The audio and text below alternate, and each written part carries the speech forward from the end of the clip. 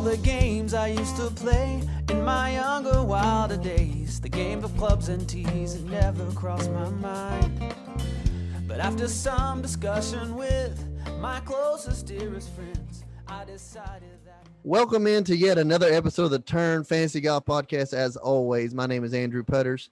This is my friend, head golf editor at Rotoballer.com, JoeNicely. Joe, we had one heck of a week. I feel like this week's going to be a big letdown after last week. Before we get into Rotoballer.com, Joe, Jon Rahm walks off the course, 6-shot lead. I wasn't watching it. As you can see, I'm here on vacation right now, shooting from the road. But Jon Rahm walks off the course. Did they tell him on air? How did that go down? Yeah, man. And that's kind of my issue with the whole Jon Rahm situation. The guy's got a 6-shot lead. He's sitting at 18 under. I believe broke the 54-hole record for the Memorial, and he walks off the 18th green. I think it's a doctor or some type of PGA Tour official waiting on him, and breaks the news to him when he's about 4 feet off the green, when he just had an unbelievable round and has the tournament in hand, has a 6-shot lead, would have had a 6-shot lead going into Sunday. And they notify the guy right there, greenside, basically. The telecast was kind of taken by surprise. Jon Rahm obviously was kind of doubled over in disappointment. So, you know, that's my huge thing, kind of my problem. Didn't like the way they went about it. I mean, we can argue till the cows come home as far as whether it's right or wrong. You know, the vaccination issue, I believe the PGA Tour's policy is they're not testing guys that have been vaccinated. So, you know, by that logic, obviously Rahm hasn't been vaccinated. That's a whole nother bundle of issues there, as to whether you're vaccinated or not. But really, really unfortunate situation, man, when it all comes down to it. No matter who the player is in that situation. Jon Rahm, obviously a well-known player, but this was kind of the fear when we started golf back that this would happen at some point. Took over a year for it to happen, but eventually did. But it's kind of one of those things. AP Golf got back to playing kind of before any other sport. They instituted a very strict testing policy. They've stuck by that. Things have went relatively great. So it's just really unfortunate all the way around, man. I mean, surely they didn't find out at 6 p.m. on Saturday night that he had tested positive or had traces of COVID. I wonder why they, couldn't stop him on 13 or on 8, and just said, hey, we got to pull. If it's that serious of an issue, we got to go ahead and pull him off the course. If it's not that serious of an issue, figure out a way to get him in the next day. However, I understand we can't have preferential treatment for the guy leading the tournament versus a guy that's in, say, 63rd, right? Yeah, my understanding, and I've seen different things. I'm sure we all have. So we won't dive too far into the PGA Tour's policy because that's something, folks listening can look up if they want to get deeper into that. But my understanding was that you have to have 2 negative tests, and they were awaiting the results from the second test for Rahm, which is why it's kind of later in the day Saturday. He apparently knew going into the tournament. The tournament organizers knew, Jon Rahm knew that he had been in close contact with someone that had tested positive for COVID. Instead of electing to withdraw prior to the tournament, he's allowed to play and did test negative leading up to the tournament. But then I believe he was tested daily because he was in the kind of the close contact protocol. And apparently Saturday is the one that came back negative, 2 negative tests. Which is why it's kind of later in the day. So just a crazy situation, man. I hear people saying, why couldn't he play by himself? This, that, and the other. And there's certainly arguments to be made there. I'm not a huge Rahm fan by any means. I respect his talent. I think he's a great player. What he was doing was amazing. I think he's a guy we're going to be talking about for years to come in huge events and major championships. So it's just really unfortunate for it to happen to anybody, man. Could not agree more, Joe. On better news, it's about 7:45 Eastern on time on Monday. We're shooting this. And I've just had a chance, just got back from dinner, just had a chance to glance at a few scores. Looks like David Shore from Knoxville native, Holston Hills Country Club member, just recently turned pro a few weeks ago, has qualified, sectional qualify for the U.S. Open at Torrey Pines. I believe it's the 121st showing of the U.S. Open, which is great. Knoxville kid getting to go. Our man Ryan Hall missed out on a couple of strokes getting in. Looks like going to be a couple short getting in down in Georgia as well. So, but he's still an amateur. We still got time to spin that wheel, buddy. But I'm sure there's going to be more Knoxville guys getting in. That's just the ones I could have catch real quick before we got on. Like we said, Monday 7:45 Eastern when we're recording this, and we don't know nothing about this tournament, folks. We've had a chance to glance at the field, glance at the pay scales that DraftKings has put out. But other than that, man, brand new golf tournament, Joe. So before we get into that, let's talk about rotoballer.com, Joe. What do they got going for us right now as a special deal headed into this week and next week? Like I said, the U.S. Open. Yeah, man, we got great content over there. We're always looking to improve. Actually just brought on a new team member this week, Andy Lack, who does the Pick the Puff Golf podcast, Pick the Pup podcast. So any of you guys that are familiar with Andy know he's a really talented, extremely hardworking young guy. We're bringing him in and really happy to have him on the Rotoballer team. Spencer Aguiar is the main man over there. Kills it every week with his model, his Vegas report. Josh Bennett's doing course breakdowns every week. So we feel like we've got you covered in every way possible. Also got lots of free content over there, but we do want to encourage you to check out our PGA Premium package. We're running it right now for $69.99. And I just talked to the bosses over there, Andrew. If you sign up right now at rotoballer.com for the $69.99 PGA Premium package, you can lock that price in for life. You can renew that indefinitely for $69 a year. It's normally $129, and then we kind of reduce it down to $99 as the year goes on. But right now, you can use promo code NICE, NICE, sign up for $69, and you can have that price basically as long as you want. Renew it every year. So definitely go over there and check it out. Rotoballer.com, best place in the world for your daily fantasy needs. Thank you, Joe. Now, Palmetto Championship at the Congaree. Like I said, brand new tournament, brand new golf course in Ridgeland, South Carolina is where this Congaree Golf Club is. We believe it's in the place of the Canadian Open, the PGA Canadian Open. A lot of chatter about the John Rahm and the COVID stuff. Be thankful we're down here in the lower 48 because up in Canada, they're still not really, I'm not even sure if they're playing golf yet, Joe, out in public. So this tournament, like I said, in place of that, which I'm fortunate, Canadian Open is a great tournament every year with a huge field, always fun to watch.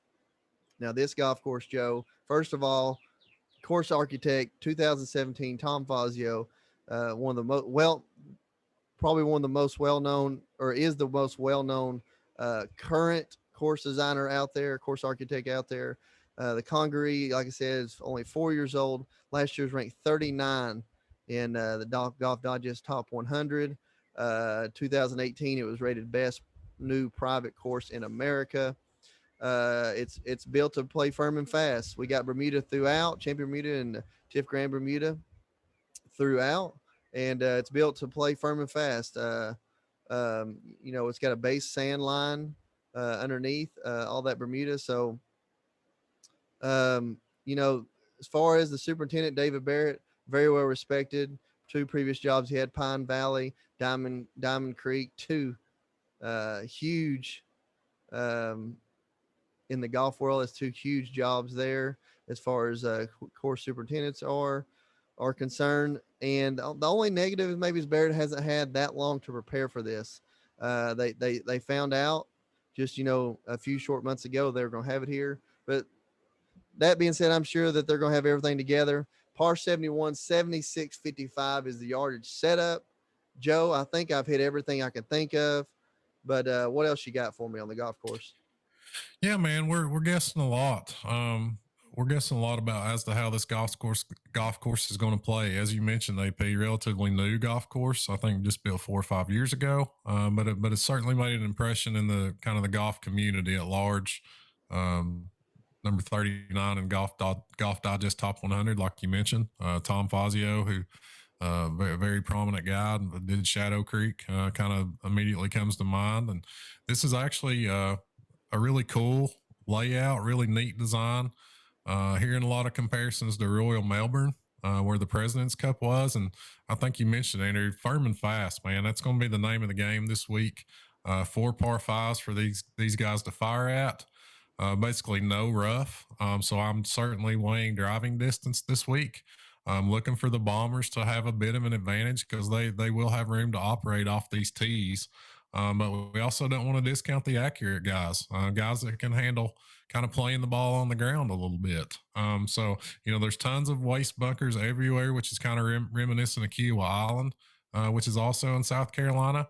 So that's something we want to take into consideration, man. But yeah, when you take into account, AP, that this is kind of an unknown quantity golf course, and then when you look at the quality of this field, this is one of those weeks maybe to scale back a little bit. Your kind of normal investment. We do have the U.S. Open coming up next week, so you kind of have to wonder what these guys, as far as the top of the board, or how motivated are they to try to win this golf tournament, or are they just out there to get tuned up for next week? But we certainly have any week of PGA DFS is a fun week.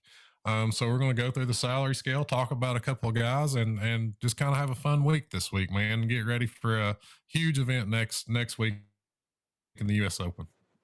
Yeah, we really with very little course history, like you say, you just kind of have to go with what's out there in front of you. So we're just gonna hit the pay scale now. 10K and above: Hatton, Fitzpatrick, Koepka, Johnson. 10K and above, but really you could break this down even further, and it's really the top 2, then the next 2, right? So DJ, Koepka, you'll be taking a look at either one of them. Well, I think in the strength of this field, you almost have to, Andrew. A field like this kind of naturally lends itself to stars and scrubs, because the mid range is fairly weak, full of inconsistent players. So when that's the case on a salary scale, I normally will kind of lean stars and scrubs. I want to lock in a couple of really top options that I feel comfortable with, and then I'm willing to gamble the rest of the way. However, this week you got 2 guys, the 2 most talented players in this field, and it's not even close. And Dustin Johnson and Brooks Koepka are guys with question marks. DJ has not been the DJ that we're used to seeing throughout 2021. Certainly not the DJ we saw in 2020. So there's question marks there, but he is a South Carolina native. You do have to feel like he's trying to salvage this year, if we're speaking frank, and to get geared up for Torrey Pines next week. So, DJ certainly is a talent that can win any golf tournament. We've seen him, it feels like come out of nowhere and just go on monster runs, and that can kind of start at any time, you feel, with DJ. Brooks Koepka, been injured, been banged up, been up and down, been out, missed some time. Came back. We all know what happened at the PGA. Made an extremely deep run there, right in that thing until the end. And we know that he's going to be gearing up for Torrey Pines. This is you have to feel a tune-up start for Brooks. We've seen him play really well in weeks prior to major championships, kind of as he's gearing his game up. But we've also seen him in kind of, nondescript tour events mail it in. I do think that he'll be trying to get dialed in for next week. And I do feel like he has some positive momentum from Kiowa, but we still have to also have the injury concerns. So like I said, both these guys up the top where we'd normally go come with question marks, man. What's your thoughts up there? It's kind of a crazy week, Andrew. What are you thinking? You going to be rostering Brooks or DJ? I mean, I feel like I could see myself rostering Koepka maybe a little bit. He's definitely playing better, or even though he's had the injury issues, showed a lot at Kiowa in this course, like you said, could match up a little bit. A name right below him, kind of, I hate to think that you're actually you consider rostering Fitzpatrick on a bomber course only $700 cheaper over Koepka or DJ, but you have to think Fitzpatrick's probably played this course a few times, just being in that area. Honestly, coming into this week, like you said, we're probably going to go a little lighter. I would have no problem not rostering a person at all till I get to the mid eights, Joe. So, Yeah. in saying that, I can Yeah. see myself Yeah. bypassing all these guys. Um, Yeah, it's a reasonable take, Andrew. Reasonable take, Andrew. You know, as you mentioned, there's no lock 'em in type guys this week. It doesn't feel like. really, all this is a gamble. We're just trying to pick a hot hand. This is going to be. This is not. I don't see this week being the week where you're going to lock in 3 to 4 guys real heavy and just hope for the best. I think it's more of just get a bunch of lineups in there that, that you like, and this is gonna be the guy that gets in the hole. Makes a lot of birdies, plays you good on fast. This more than ever is gonna be a week where you feel like you needed to scratch off people that just don't have a chance. And I'm gonna throw a name out there, and we're going way down the salary scale quick here. First person I'm rostering this week is Kevin Kisner at 8,700. The only other person I could consider myself rocking in there would be Harrison English, 99. Other than that, I'm going straight past all those guys down to Kisner. I know this is a long golf course, but like you said, it's going to play firm and fast. And the dude, if he gets that putter hot, man, he can go low, even if it's long. So Kevin Kisner is going to be my first guy locking in. He also putts good on Bermuda greens, Joe. Yeah, South Carolina native, man. So he's very familiar with this golf course, very familiar with this style of golf course. So yeah, good call on Kisner. And as you mentioned, we kind of want to lean distance, but because it is so open. But you also have to, kind of consider these guys that are more accurate hitters, experienced guys that have handled different types of tracks. I mean, we saw what played well at Royal Melbourne back in the President's Cup. So, I mean, you can't rule out guys like Hatton, Tommy Fleetwood Poulter, Patton Kazire is a birdie maker. He was pretty popular last week at Memorial and did not play well, but that golf course really didn't suit his strengths, whereas this one does. A lot of comparisons to Sea Island, Andrew, down there. So that's an area that you're familiar with, and I can certainly understand kind of the comparison to some of the Sea Island tracks.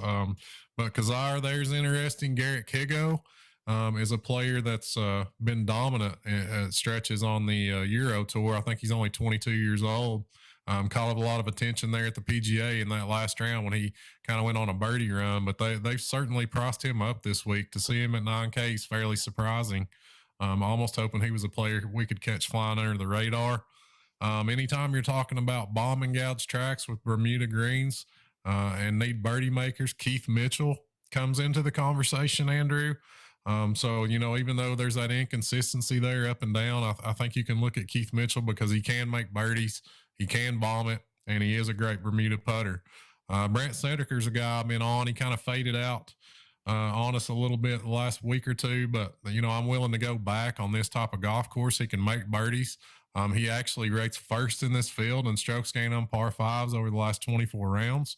Kind of surprising, but I'm definitely willing to roll with a guy like Brant Snedeker. But I hear you.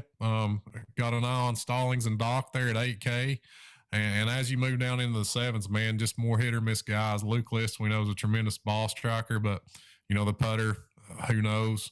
And then RCB has kind of shown some flashes there off of Cabrera Bello as you start getting down into the sevens. But who you looking at down there, man? Vincent Whaley's kind of been a pet player of mine here lately.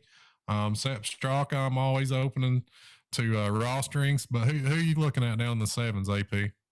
I'm looking at basically you hit hit the nail right on the head, Joe. I'm looking at any player that played golf in college or grew up in the South, in the Georgia, South Carolina area, played a lot of those golf courses. So Naismith is a name. Naismith. I like I said, I know Fitzpatrick is way up there, but I love him. I just don't know if you can pay that price for him under this circumstances. So I'm looking for golfers that played in the South growing up, and Naismith rings a bell. Vaughn Taylor, it's crazy to me. Vaughn Taylor 7,400 in any field, but I mean he fits the bill. Patrick Rogers. fits the bill. Duffner, even scary as that sounds, fits the bill. He's actually been playing a little better, Joe. Yeah, give it to him. He's only putting it 35 times around now. So he's doing a little better. Like you said, you're looking at par 5 scoring. You're going to be looking, this is to me, par 5 scoring. You're going to be looking at where they play college golf. Joe, also look at average birdies per round. That's, if they fit those 3 check marks, I'm throwing them in there.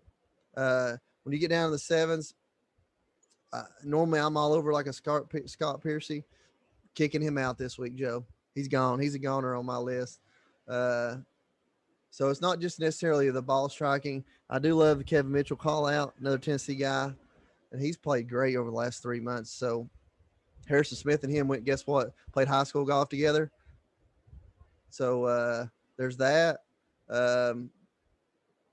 There's not really I can't think of another course setup like other than what you said in Melbourne, and there's just such a small sample size for us to go on that.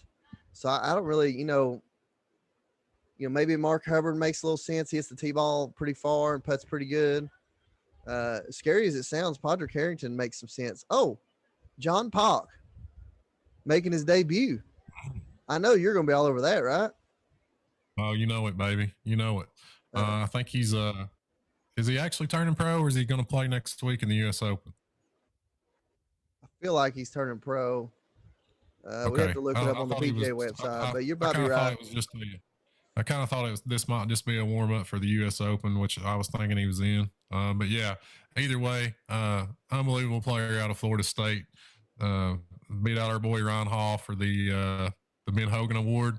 So a very good player. Davis Thompson, another really good amateur out of the University of Georgia that's in this field. We saw him make some noise at Wingfoot a year ago, played well there before kind of fading out. But yeah, man, I mean, you might just want to grab some of these talented guys. This golf course is new basically to the entire field. So why not grab some young talent with upside?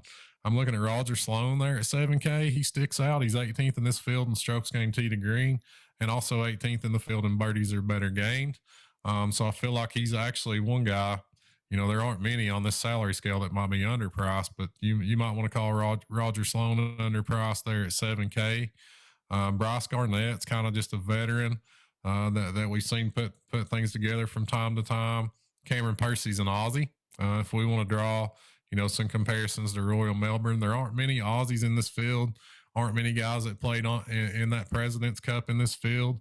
So even though we feel that Melbourne's a nice comp, not really a lot we can do with that. But yeah, man, you mentioned John Pock, definitely there. Cole Hammer, really talented amateur out of the University of Texas. Luke Donald, for some reason, Andrew, kind of drawing my eye there. He played well in the Byron Nelson. Certainly not long off the tee, but we know he's an excellent putter, and we know he's kind of experienced and can handle any type of track that's thrown his way. But as you move down, man, it just gets uglier and uglier and uglier. This field is pretty gross. Yeah, it is pretty ugly at the bottom. Gives you a little bit of the Puerto Rico feel, maybe just a touch. Name I'm gonna throw out here down here is Kevin Tway. He seems to show up whenever you play him in these big golf courses. He's shown up from time to time. Chase Seifert, you've thrown him out several weeks. He's got a load of talent.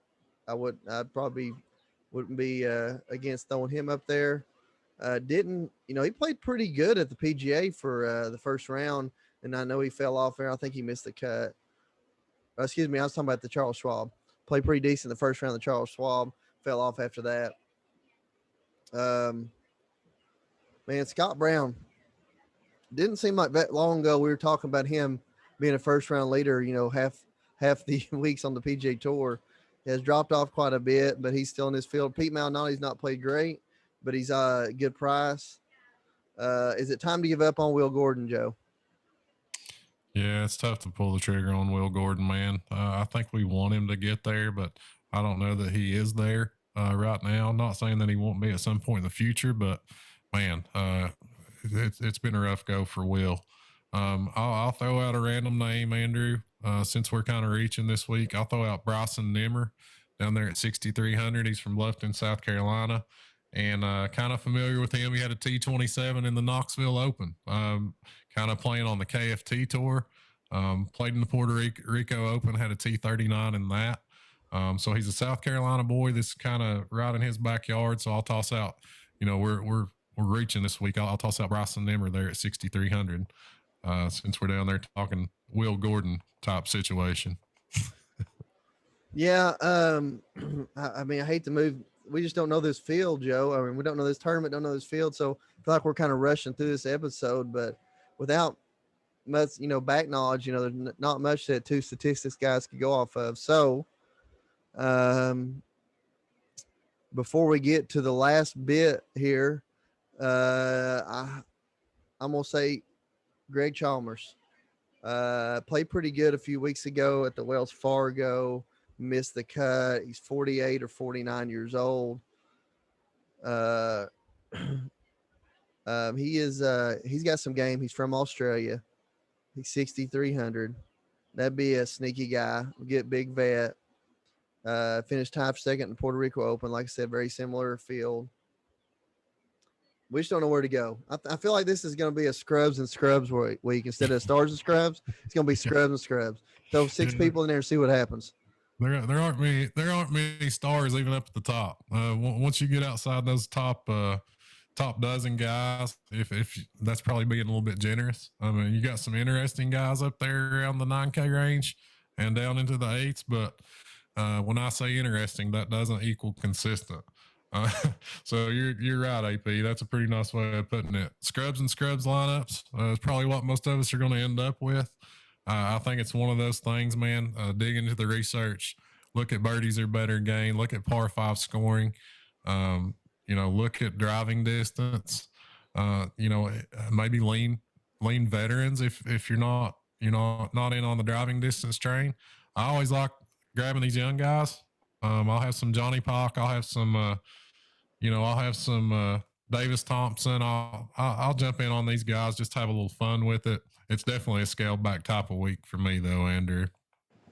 Okay, then, Joe. Way out. Who's your dart and who's your heart, buddy? Who's got your dart and who's got your heart? I'll say nobody and nobody. Am I allowed to say that? I'm gonna throw my dart out there. Bryson Nemmer. I brought him up there at 6.3K. He's a KFT grinder. Coming out of the University of South Carolina. University of Clemson. I'm sorry. He's from South Carolina, from Bluffton, South Carolina. So I'm throwing out Bryson Nemmer there down at the bottom of the scale. We're going with a true dart this week. And heart play. My heart's just not feeling many up here, AP. I'll go Keith Mitchell. Let's go bomb and gouge, make some birdies. Keith Mitchell at 8,800, man. Who you thinking, AP? You're on vacation. We're getting out here quick. We're gonna let you get back to the family. So throw me your dart and your heart this week, buddy. You said your heart play was Keith Mitchell. Yeah. Okay. I'm gonna go with the heart first. Heart play, a guy that grew up on Bermuda everything. Kevin Kisner, 8,700. Mentioned him at the first of the show. He's the first guy I'm rostering. Kevin Kisner is my heart play of the week. Dart, I'm going deep in the soul and bringing out a legend of his own time, one of the best putters that's ever walked on the face of the earth, Aaron Badley, Australian native. I mean, I don't know how old he is. He's got long hair. He's got a ton of kids. Still one of the best players in the world. I mean, he's played, hard and fast his whole life. So gets that putter rolling. I think he had a top 5 in the MGM Resort tournament over the fall. Other than that, I got nothing for you. Could be anybody down here in the 6s could show up. I mean, you look down here in the 6K range and you see some guys that are in the 6K range every week, and you see some guys you haven't heard of in 10 years. So I'm just throwing him out there. Anytime you see Ricky Barnes in the field, the PGA Tour is getting the old book out and making some phone calls. Anytime you see Ricky Barnes and Harrison Frazier, guys like this, anytime you see them in the field, we went deep into the archives, big boy. Deep in the archives, I like it. Yeah, Aaron Badley could not go. That's like a half court shot, and you got fouled, and they didn't call it move. So Yeah, that's my heart. That's my dart of the week, Joe. It's kind of a crazy week this week, but we're gonna be fired up. Special guest hopefully coming for next week for the U.S. Open. Have expected to have a lot more research for it. Torrey Pines place that I love. It's one of my favorite courses I've ever played, and it's really just a great golf course, a great place to hold a U.S. Open. And it hasn't been a U.S. Open there since Tiger Woods won it in 2008 with a broken leg. So um, can't wait for next week. Can't wait to see who all got in tonight. You know, there'll be guys getting the longest. Today is the longest day in golf, as they call it. Scores rolling in until midnight tonight Eastern. We'll be checking that up. So stay close to your Twitters. And as always, I'm Andrew Putters. That's JoeNicely. Thank you, Rotoballer.com, for being the best place in the world for your daily fantasy needs. And this is the Turn Fantasy Golf Podcast. I decided that I'd give it one good try. But that was my first big mistake. I've already hit 3 in the lake. It's gonna dry